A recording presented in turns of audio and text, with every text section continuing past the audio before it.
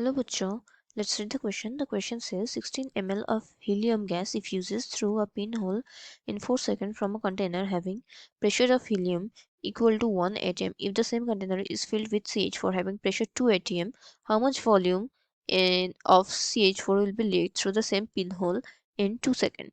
So इस question के key concept क्या है?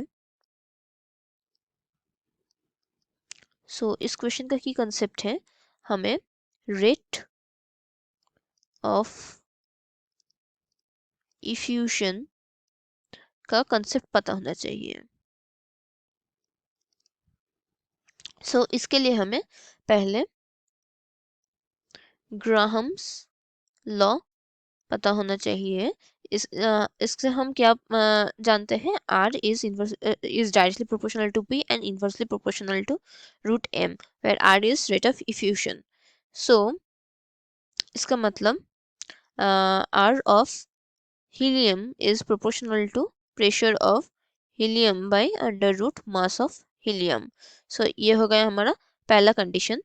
और R of CH4 is proportional to pressure of CH4 by under root m mass of CH4. ये हमारा इक्वेशन 1 है और ये हमारा इक्वेशन 2 है।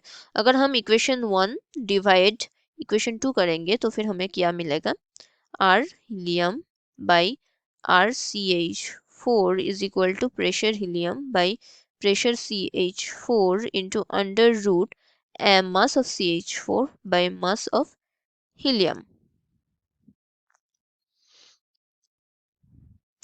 अब हम क्या जानते हैं कि अब हमें पता है कि R ऑफ हीलियम इसका वैल्यू क्या है, volume of helium by time T1, और R ऑफ CH4 का वैल्यू क्या पता है, volume of CH4 bye T2। अब इस दोनों वैल्यू का अगर हम इस फॉर्मूला पे पुट कर देंगे तो फिर हमारा इक्वेशन हो जाएगा volume of helium by T1 by volume of CH4 by T2 is equal to pressure of helium by pressure of CH4 into under root mass of CH4 by mass of helium। अब इसका value हमें पता है, इसका value क्या है, इसका value है 16/4 by volume of CH4 by T2 है 2, so this is equal to 1/2 into under root 16/4। अगर हम इसको सॉल्व करेंगे तो फिर हमारा ये हो जाएगा 4 into 2 by volume of CH4 is equal to 4/4। ये हो गया हमारा 1। वॉल्यूम ऑफ CH4 इसका वैल्यू हो गया हमारा 8 ml।